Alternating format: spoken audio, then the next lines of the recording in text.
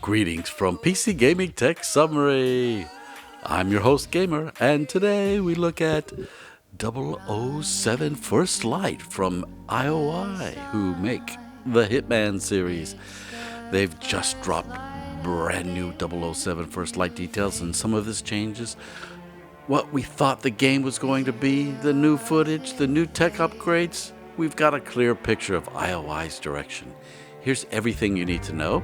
Here's the quick rundown. IOI has released new footage showing off Glacier 2 game engine upgrades, confirmed their current release window, and given us a better look at the tone and pacing they're aiming for. Let's break it down.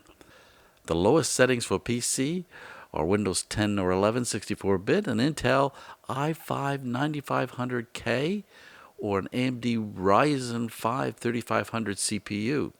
Now you'll need 16 gigabytes of RAM at the min, and you need a GTX 1660 or AMD RX 5700, and an Intel discrete GPU equivalent.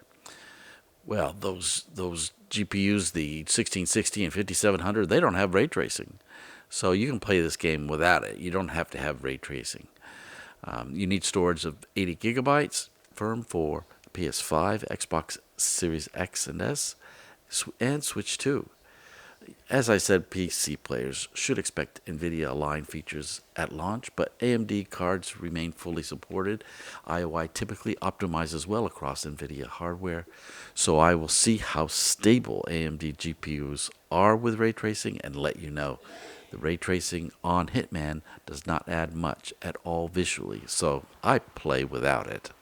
The latest footage highlights are a more grounded espionage-focused direction.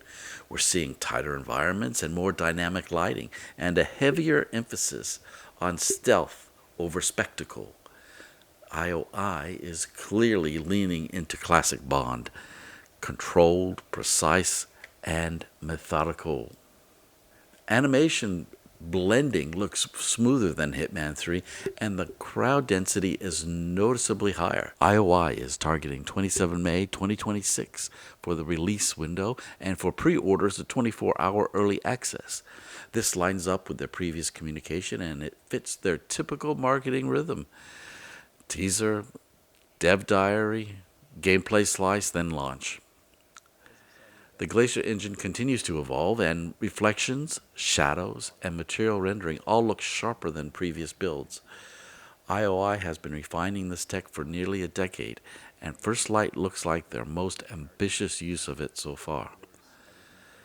This also suggests we'll see more systematic gameplay, IOI's specialty, rather than scripted set pieces.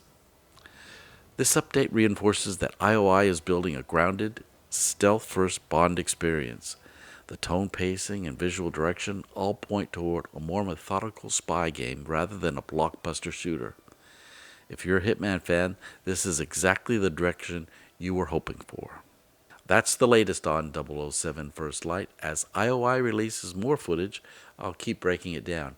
If you want deeper analysis or performance expectations, let me know.